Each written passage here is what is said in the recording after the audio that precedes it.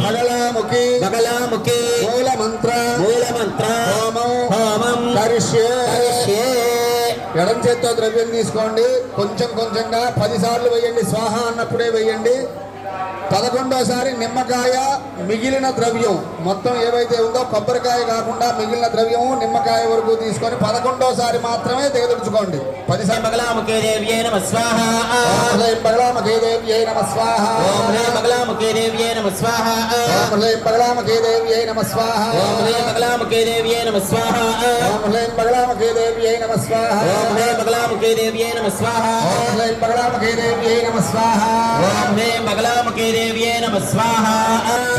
వాచం ముఖం పదం స్తంభయ జిహ్వాన్ కేళయ బుద్ధన్వ్యాసయ హ్రీం ఓం స్వాహ.